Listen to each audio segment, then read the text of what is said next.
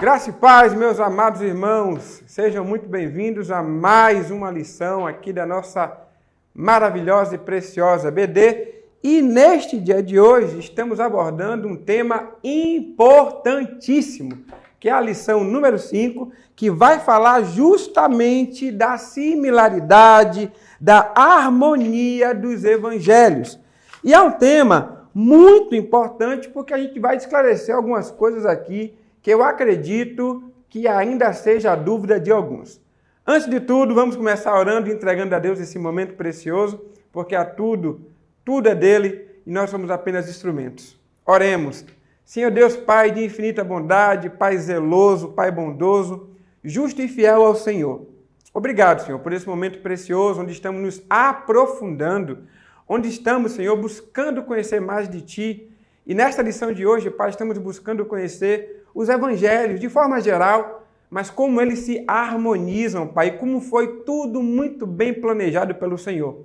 Tem misericórdia de nós, abre nosso entendimento, que nesse instante, Senhor, esse instrumento aqui imperfeito, o professor, seja moído, Senhor, e que a Tua palavra cresça, apareça e edifique a Tua igreja reunida neste momento. E isso pedimos em nome de Jesus. Amém.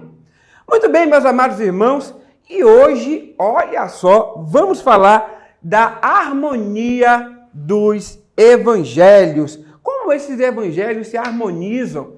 E para começar a história, é importante lembrar o seguinte, que todos os evangelhos, primeiro, que todos os evangelhos são de Jesus, tá bom? Muitas vezes a gente fala assim, né? O evangelho de Marcos, o evangelho de João. Na verdade, o correto seria dizer o seguinte, o evangelho de Jesus segundo Marcos, o evangelho de Jesus segundo João. Então, nós iremos hoje tratar o evangelho de Jesus, escrito aqui por 4 homens de Deus, inspirados pelo Senhor. É importante que a gente saliente isso desde o início.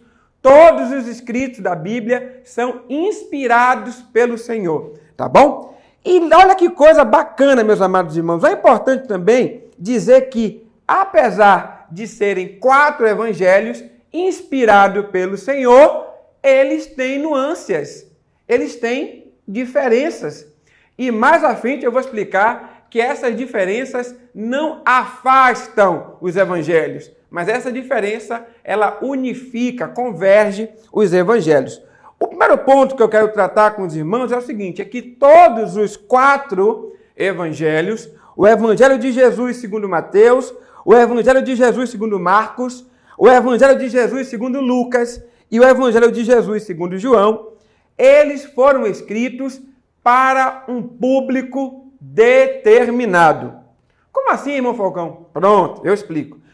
Todos os evangelhos, eles tiveram um objetivo, eles tiveram um público a atingir. Por exemplo, o evangelho de Jesus segundo Mateus, ele foi um evangelho que tem uma ênfase no ensino, nos ensinamentos de Cristo.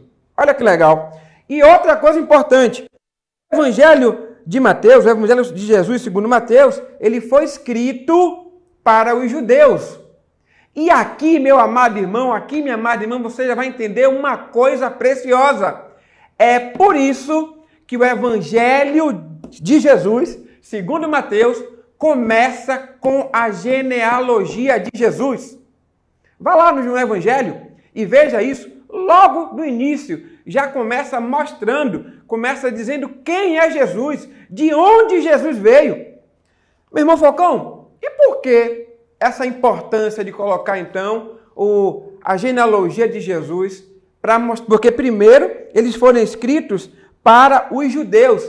E os judeus, eles só iriam respeitar Jesus se eles entendessem a linhagem davídica de Jesus.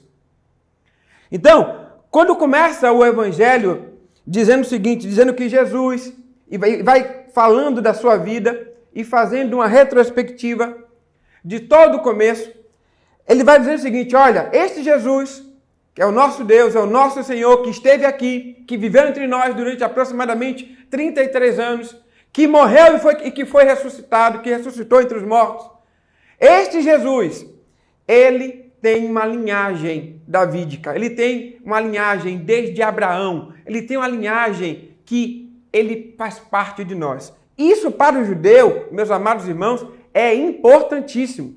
Sem esse compromisso inicial, o judeu não ia nem perder tempo olhando para esse evangelho. Ele falou assim, quem é esse aqui, Jesus? Não conheço, não faz parte da minha linhagem, não faz parte de nenhuma das tribos de Judá, nas tribos de Israel, não faz parte de nenhuma tribo. Diga-se de passagem, Jesus é a tribo de Judá, né? E Jesus veio cumprir, através do seu nascimento, dos seus ensinamentos, de tudo que Jesus cumpriu, Jesus fez, ele veio cumprir tudo que estava escrito lá no Primeiro Testamento, conhecido também como Antigo Testamento. Eu não uso muito essa palavra, porque quando a gente usa o termo antigo, parece que é uma coisa antiquada e que não serve para nada. Muito pelo contrário, essa primeira aliança, ela é importantíssima para compreendermos toda a nova aliança, o Novo Testamento, o Segundo Testamento.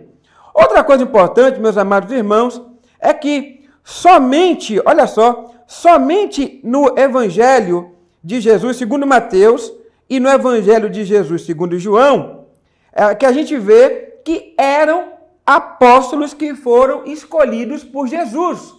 Olha que interessante. Como assim, irmão Falcão? Então quer dizer que Marcos e Lucas, eles não foram apóstolos de Jesus? Não, não foram apóstolos de Jesus, mas foram discípulos de Jesus. Discípulos no sentido que foram alcançados, que a palavra os alcançou, mas eles não eram uns dos 12 apóstolos que foram escolhidos por Jesus. E talvez, você me pergunte o seguinte, tá bom, irmão Falcão, mas como seria bom, né? Se tivesse um evangelho, assim, de Pedro, como seria bom se tivesse um evangelho de Paulo, porque foram dois homens importantes na história, né, da igreja. Paulo, né, um homem que sofreu absurdamente pelo evangelho. Pedro, aquele que estava à frente de todas as coisas, né, o primeiro a chegar, o único ser humano que andou sobre as águas foi Pedro. Olha aí, assim como nós. Então, o único como nós, Pedro, andou sobre as águas. Então, como seria bom, né, Falcão, se tivesse um evangelho segundo Pedro e um evangelho segundo Paulo, né? Deveria ser um evangelho assim, muito precioso. Bom, meu amado irmão e minha amada irmã, eu preciso te contar uma coisa. Existe esses dois evangelhos aí. Ah, não, irmão Falcão, eu nunca vi isso. Calma que eu explico. O evangelho de Jesus, segundo Lucas, o evangelho de Jesus, segundo Lucas, foi um evangelho que teve Lucas, o escritor, Lucas, o médico, e o mentor de Lucas foi Paulo. Olha aí, o apóstolo Paulo. Tudo bem que Paulo não foi escolhido dentre os 12, mas Paulo, ele teve também uma participação nos evangelhos. Então, foi um mentor de Lucas, tá? Muitas vezes ele que escrevia, Paulo, ele tinha um problema e não podia escrever todas as cartas, todas as epístolas, e a gente percebe isso quando em algumas epístolas Paulo fala o seguinte, olha, escrevo eu agora de próprio punho, no final, como se fosse uma assinatura. E a gente entende que eram pessoas, outras, que faziam essa escrita. Tá, Falcão, tudo bem. Então, o de Lucas, o mentor foi Paulo. E no caso de Marcos, quem foi o mentor? O caso de Marcos, o mentor foi justamente Pedro. Pois é, Pedro, o nosso querido apóstolo Pedro, foi ele que foi o mentor de Marcos. Então, se você queria um evangelho com as características de Pedro, né, olha aqui o evangelho de Jesus segundo Marcos, e esse evangelho de Marcos, né, do evangelista Marcos, ele é muito intenso, né, ele é muito dinâmico, muito rápido, é o menor de todos os evangelhos. Então, a gente percebe Pedrão ali, falando, bora Marcos, escreve porque tem que escrever aí, para poder contar essa história preciosa de Jesus. Muito bem, meus amados irmãos, mas eu acabei não falando, né? E o que é evangelho? Irmão Falcão, afinal de contas, o que é evangelho? Estamos estudando os evangelhos, mas o que é essa palavra evangelho? Evangelho é uma palavra grega que vem buscar justamente o seguinte significado: o olhar é como se você estivesse olhando através de uma outra perspectiva. Olha que legal. Então, a palavra evangelho, ela vem trazer essa temática para nós. Você olhar de outro ângulo, você vê de outra maneira. E é por isso que o evangelho vem trazendo isso para nós. A palavra evangelho é boas novas, né? Assim como a gente conhece, evidentemente. E quais são as boas novas? As boas novas de Cristo. As boas novas da vida eterna. As boas novas, meus amados irmãos, de uma vida que foi salva. Uma não, né? Várias vidas. Todas as vidas foram salvas através do sacrifício de Jesus. Então, a gente tem que, sim, contar essa boa nova onde quer que estejamos e onde quer que pisemos os nossos pés. Muito bem, meus amados irmãos. E me vem outras questões para nós.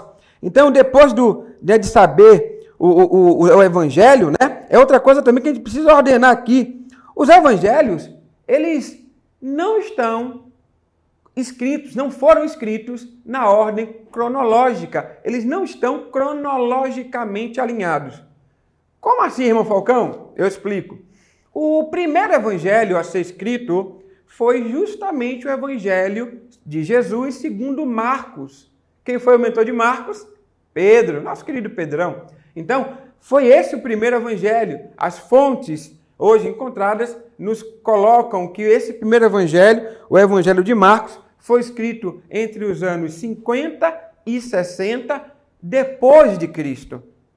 E depois desse evangelho, irmão Falcão, qual foi o outro? Foi o evangelho de Lucas, o evangelho de Jesus segundo Lucas, que teve como mentor o nosso querido irmão Paulo. Então, primeiro veio o evangelho mentoreado pelo nosso querido Pedro e depois o evangelho do nosso irmão Paulo. E nesse caso, ele foi escrito no ano 60 depois de Cristo, mais ou menos nessa data de 60. Não se tem um ano exato, né, de quando foi exato, mas uma perspectiva que os estudiosos projetam para 60 depois de Cristo. Depois, aí sim, o terceiro evangelho que foi escrito foi o evangelho de Jesus segundo Mateus, por volta de 60 a 70 depois de Cristo. E, por último, o evangelho de Jesus segundo João, que está lá entre os anos 85 e os anos 90 depois de Cristo. E talvez, você me pergunte assim: tá bom, irmão Falcão, mas eu já li os evangelhos. E eu percebi, irmão Falcão disse que os evangelhos, ele veio trazer a mensagem de Cristo, tudo isso é lindo, mas eu já li os evangelhos e já percebi que ele tem diferença entre eles. Então, que mensagem é essa? Aqui é a mensagem de Cristo e com diferenças. Calma, meu irmão, calma, minha irmã, porque essa é uma boa pergunta e vamos respondê-las agora.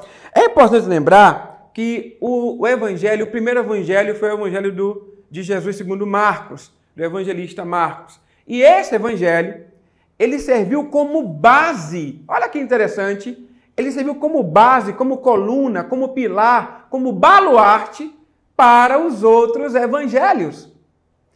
Mas, Falcão, nesse caso, então, é por isso que a gente vê algumas similaridades entre esses evangelhos? Sim, correto? É por isso. Porque, assim, como a história começou, a história dos evangelhos começou com o evangelista Marcos, então depois, quando o evangelista Lucas e o evangelista Mateus vieram, aconteceu que eles pegaram como base, era uma literatura que estava disponível para eles. Então, nesse instante, é como se eu estivesse contando uma história de alguém, mas alguém já contou antes de mim. Só que eu trago na minha experiência, na minha bagagem, eu tenho outras pessoas, outras fontes, que o evangelho, o primeiro evangelho escrito, do evangelista Marcos, acabou não contando, acabou não abrangendo. Então, é nesse momento que você, meu amado irmão e minha amada irmã, vai perceber algumas diferenças entre os evangelhos. Mas já quero salientar que essas diferenças não significam nenhum tipo de contradição. Falcão, mas, por exemplo, né, o irmão falou que todos os evangelhos foram inspirados por Deus, está correto. Então, como é que Deus inspirou uns de uma forma e outros de outra? Não parece ideias realmente contraditórias? Eu sei que parece, meus irmãos, mas não, a resposta é não. Os evangelhos, esses 4 modos de ver a mensagem de Jesus enquanto passou aqui encarnado, ele vem trazer para a gente uma ideia de complementação. Cada evangelho, meu amado irmão, minha amada irmã, vai completar o outro. Por exemplo, tem coisas que acontecem lá no evangelho do evangelista Mateus, que são relatadas com detalhes grandes, e quando você vem para Marcos ou Lucas, é a mesma história, a mesma narrativa, porém, a história é bem encurtada. Então, tá, Falcão, mas então será que faltou inspiração? Não, não faltou inspiração para Marcos, né, para o evangelista Marcos, porque o objetivo de Marcos era diferente do objetivo de Mateus. Mateus, encare Mateus como um professor que está falando com você o seguinte: olha, eu vou te ensinar, tintim por tintim, como foi a passagem de Jesus aqui nesta terra. E ele vai trazer riquezas de detalhes importantíssimos. E quando você vai para o evangelista Marcos, você vai ver, encare ele como um pregador. Então, o pregador, ele tem aquele tempo curto, tem que ser rápido, a mensagem tem que chegar, então ele não pode entrar nos pormenores. Ele não pode entrar nos pormenores. Tá bom, Falcão. E no caso do evangelista Lucas, o evangelista Lucas nós podemos encarar como um historiador, aquele que pegou as ideias e tentou organizar. Ele fala isso no seu próprio início do evangelho. Olha que interessante. Então, meus amados irmãos, eu convido os irmãos a lerem o evangelho. Falcão, eu estou percebendo que o irmão esqueceu de um evangelho. Qual? O de João. Ahá, bem lembrado. O de João nós podemos entender como o evangelho do teólogo. Ele vem trazer conceitos teológicos profundos. Quando ele começa o texto dizendo que o Verbo se fez carne e habitou no meio de nós, gente, não é qualquer pessoa que entende isso, tá? O Verbo se fez carne, o Logos, a palavra, né, se fez carne e habitou no meio de nós. Tem toda uma simbologia ali por trás. Então, o evangelho segundo João é o evangelho mais teológico. Você vai ver conceitos, você vai ver Jesus falando coisas do reino de Deus com muito mais profundidade no evangelho de João. E é interessante também ressaltar que, apesar deles serem diferentes em algumas partes, já expliquei por quê, eles, primeiro, se complementam, 2, se confirmam, os evangelhos se confirmam, e 3, se completam. Então, eles se complementam, o que um falou pouco, o outro fala muito. 2, eles se confirmam, porque o que um está dizendo, o outro também está dizendo. Só que de maneira diferente, só que um mais profundamente, um mais resumidamente, mas os dois estão falando do mesmo assunto. E terceiro, eles se completam. O que falta em um, o outro completa. E eu quero trazer para vocês agora, por exemplo, algumas dessas situações em que o evangelho se completa. Por exemplo, algumas curiosidades para os irmãos. Por exemplo, no evangelho de Mateus, o evangelho de Jesus, segundo Mateus, o evangelista Mateus, somente nesse evangelho que aparece a parábola do joio. Lembra da parábola do joio? Pois é, só aparece no evangelho segundo Mateus. E a parábola da pérola, talvez você nem tenha ouvido falar. É por isso que é um convite para você ler a Bíblia. Procure depois, está lá no evangelho segundo Mateus. A parábola da pérola. Outra parábola aqui é a parábola da rede. Da rede, Falcão, da rede. Também só aparece em Mateus. Outra coisa, Falcão, que aparece, a visita dos magos. E aqui eu preciso contar uma coisa para vocês que muitas pessoas confundem. Como Mateus é o primeiro evangelho que aparece na Bíblia, na ordem não cronológica, já explicamos por quê, mas não aparece de forma cronológica, aparece por afinidade. Então, no evangelho do evangelista Mateus, a gente vê que só nele aparece a visita dos magos. E parece, quando você lê sem uma atenção devida, parece que assim que Jesus nasceu, os magos foram visitá-los. Tanto que algumas pessoas acham que quem foram os primeiros a visitar Jesus quando nasceu? Aí o pessoal fala, os magos. Não, foram os pastores. Os pastores foram visitar Jesus assim que ele nasceu. Os magos foram visitar Jesus quando Jesus já tinha quase 3 anos, nessa faixa aí, dos 3 anos. Falcão, mas como é que o irmão, com todo respeito, pode dizer isso? Bom, primeiro porque está na Bíblia, né? É só você ler com calma que você vai ver. E o segundo é que, naquela questão que Herodes, o grande, queria matar as crianças, ele pede para matar as crianças de 2 anos, né, para baixo. Então, Jesus deveria ter essa faixa, 1 ano e meio, 2, eu falei 3, né? Me perdoe. Jesus tinha nessa faixa de 2 anos. Então, de 2 anos para baixo, ele pede para matar todas as crianças nessa faixa etária. Por quê? Porque os magos apareceram lá em Herodes e falaram que vieram visitar, vieram prestar culto, homenagem ao rei dos judeus. E aí Herodes vira e fala assim, eu também quero prestar. Mentira! Eu também quero prestar honrarias para ele. Mentira, ele queria matar. E como é que é? Os magos falam, não, vamos ver aqui e tal. E aí foram. E aí Herodes fala, quando vocês o encontrarem, voltem aqui e me diga onde é que é, porque eu também quero honrá-lo. Mas Herodes, na verdade, queria matar Jesus.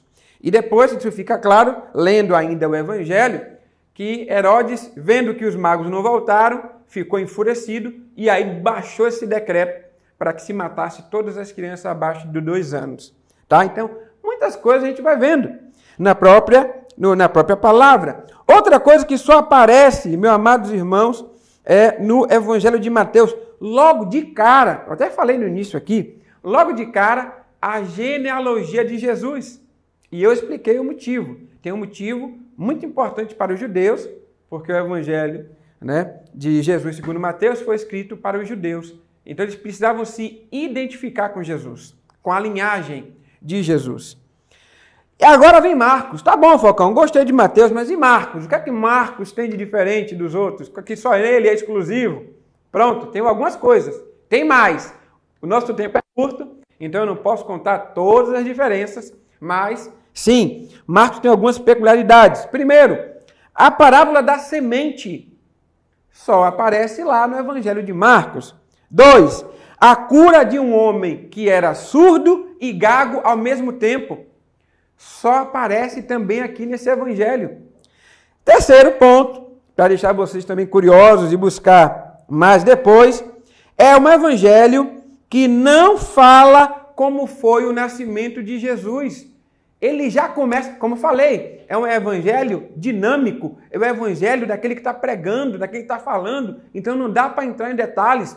Se nós só tivéssemos acesso ao evangelho de Jesus segundo Marcos, a gente não saberia como foi o nascimento de Jesus.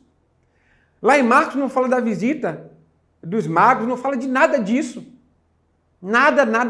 Da visita dos pastores, então, também não. Marcos é muito direto. Já começa, sabe? Já começa no início o ministério de Jesus, Jesus já começa sendo batizado, né? Uma coisa curiosa de Marcos é a parte da tentação de Jesus. Depois leiam, meus amados irmãos. É muito interessante.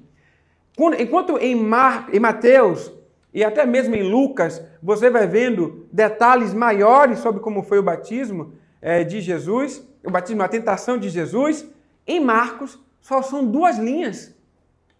Como foi a tentação. E, naquele momento de tentação, quando a gente vai para o evangelho, né, do evangelista Mateus, a gente vê riquezas nos detalhes daquele evangelho que Marcos não pôde contemplar, né, em virtude do seu objetivo primário, primordial, que era pregar a palavra.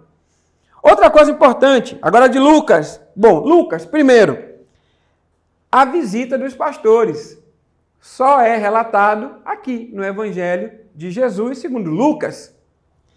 2. A ressurreição da filha da viúva da cidade de Naim. Pois é, sabia disso? Uma ressurreição, olha que coisa interessante, uma ressurreição só aparece em um evangelho, essa ressurreição dessa viúva, né? Então assim, da filha da viúva, né? Só aparece nesse evangelho aqui. E foi algo precioso, o jeito como foi, a lição que fica ali para nós, né? 3. A missão dos 70. A comissão que Jesus fala dos 70 e bota de duplas e vão saindo pelo mundo pregando o evangelho, só aparece aqui também em Lucas. 4. A cura de um homem hidrópico. Olha só, um homem hidrópico só aparece também no evangelho do evangelista Lucas. E quinta coisa, esse eu trouxe um pouquinho mais para vocês. Quinta coisa, a cura dos 10 leprosos. Lembra dessa história dos 10 leprosos?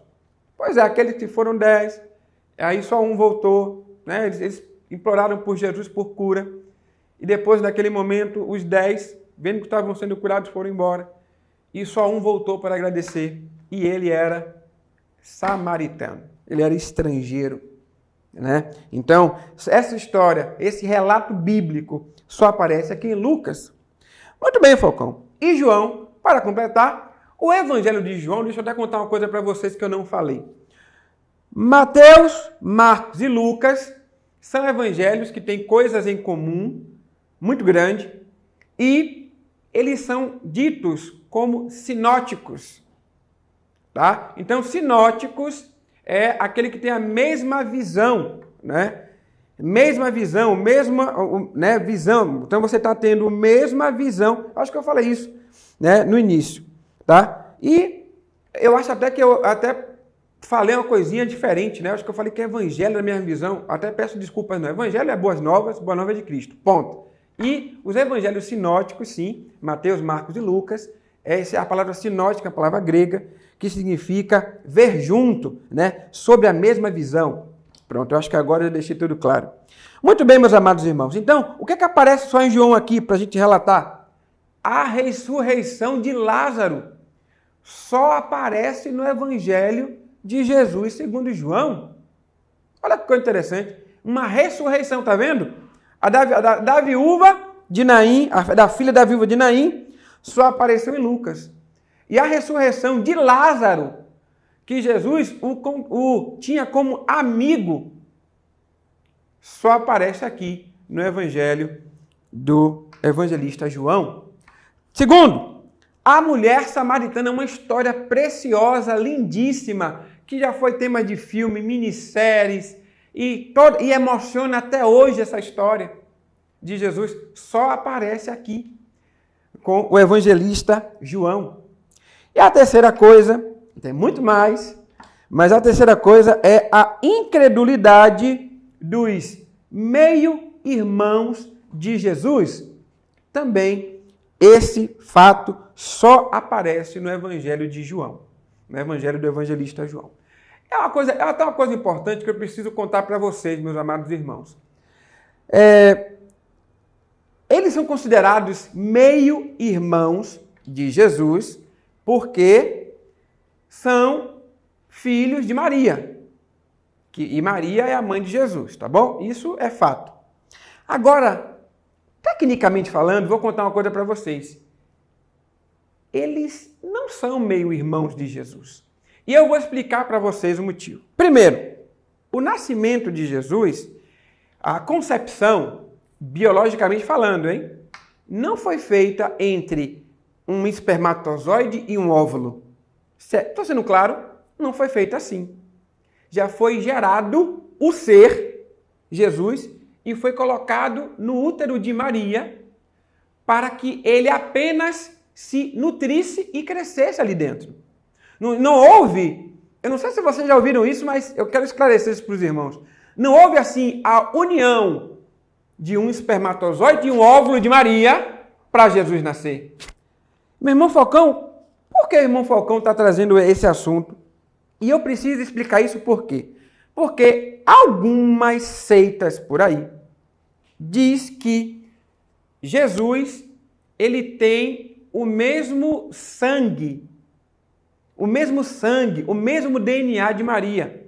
E eles fazem isso para, primeiro, colocar Jesus debaixo da autoridade de Maria, porque Maria sendo mãe, né, e progenitora, ele teria debaixo dessa autoridade. E dois, eles fazem isso para dizer o seguinte, como Jesus era humano, tá vendo que Jesus era humano? Ele se misturou, né, com a mulher e tal. Nada disso. Jesus não tem nenhum DNA de Maria. Que isso fique bem claro, meus amados irmãos. Jesus não tem DNA de Maria. Por que Falcão diz isso? Porque todo aquele que nasce de mulher, ele já nasce em pecado. Mas não cometeu nada. Pois é, uma criança acabou de nascer, já é pecadora. Então, a gente não pode misturar esses conceitos, talvez seja um conteúdo mais profundo, mas quando eu vi essa parte aqui, falando dos meio-irmãos de Jesus, eu falei assim, olha, eu acho que eu vou esclarecer um pouquinho sobre isso. Então, voltando, Jesus não tem nada do DNA de Maria, tá? O que foi feito ali é completo. Porque se Jesus tivesse alguma coisa de Maria, Jesus automaticamente ia nascer como pecador. E a Bíblia fala que Jesus não cometeu nenhum pecado e não teve nenhum pecado.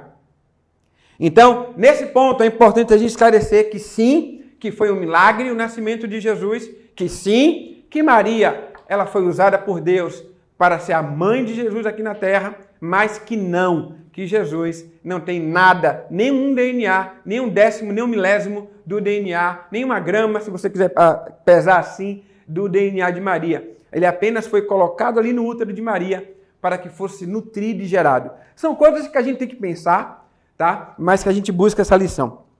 Meus amados irmãos, estamos chegando no fim da nossa aula. É uma breve aula, tinha muita coisa para a gente conversar aqui, mas com o conteúdo de hoje, a gente está chegando nesse fim com a seguinte frase. Os evangelhos, eles foram escritos com um propósito diferente, mas trazendo no seu âmago a mesma mensagem. Qual é a mensagem? A mensagem de que Cristo é o Salvador, de que Cristo é a salvação e que fora dele não há salvação. E é importante também lembrar, meus amados irmãos, que a salvação de Cristo, ela vem trazer algo profundo para nós. Por quê? Porque a salvação de Cristo, quando Cristo se fez maldição no meu lugar, no seu lugar, meu amado irmão, minha amada irmã, e pegou os nossos pecados e colocou sobre ele mesmo para que fossem exterminados, Jesus está dando a seguinte mensagem para Satanás. Ele não tem autoridade legal para acusar eu e você, meu amado irmão, de nenhum pecado. Porque Jesus Cristo já pagou e pagou com preço de sangue por todos os pecados dos seus eleitos, dos seus filhos amados. Então, meus amados irmãos, essa é uma mensagem de conforto para nós.